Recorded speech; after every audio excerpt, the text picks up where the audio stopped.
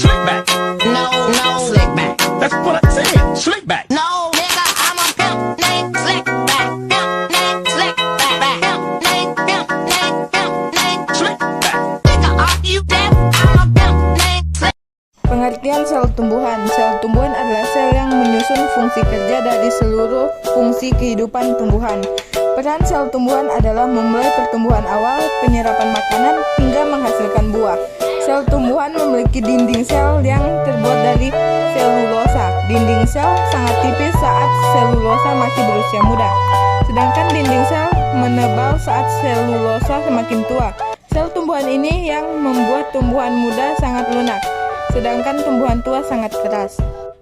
Fitur-fitur sel tumbuhan. Sel tumbuhan cukup berbeda dengan sel organisme eukariotik lainnya.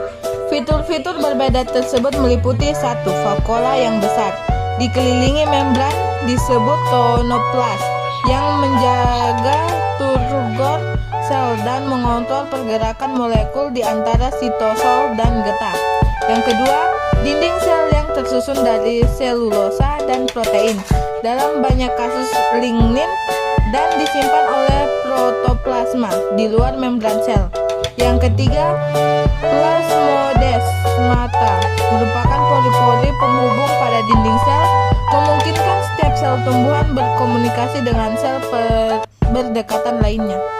Yang keempat, plastida, terutama kloroplas yang mengandung klorofil, pigmen yang memberikan warna hijau bagi tumbuhan dan memungkinkan terjadinya fotosintesis.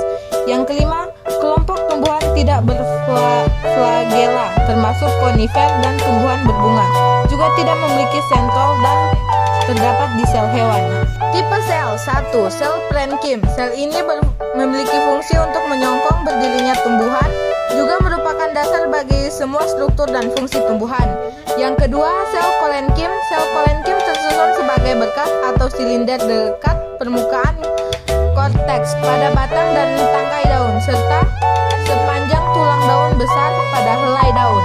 Kolenkim jarang ditemukan pada akar. Kolenkim adalah jaringan hidup, erat hubungannya dengan parenkim, dan terspesialisasi sebagai penyokong dalam organ yang mudah.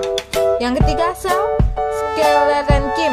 Sel sklerenkim membentuk kumpulan sel yang berkesinambungan atau berupa berkas yang ramping. Selain itu, sklerenkim juga terdapat tersendiri di antara sel-sel lainnya. Tipe jaringan. Yang pertama, jaringan epidermis, jaringan paling luar yang membungkus tumbuhan. Yang kedua, jaringan pengangkut, berperan dalam pengangkutan di dalam tubuh tumbuhan. Yang ketiga, jaringan dasar, melakukan fotosintesis, penyimpanan makanan, dan penyokong struktur. Struktur sel tumbuhan: sitoskeleton, vesikel bermembran, retikulum endoplasma halus, ribosom, nukleus, polinukleus, selubung nukleus, nukleolus, retikulum endoplasma kasar, badan Golgi, vesikel Golgi, plasma, peroksisom, mitokondria, vakuola, tonoplast, tilakoid, butiran pati, membran sel, dinding sel, plasmodemata.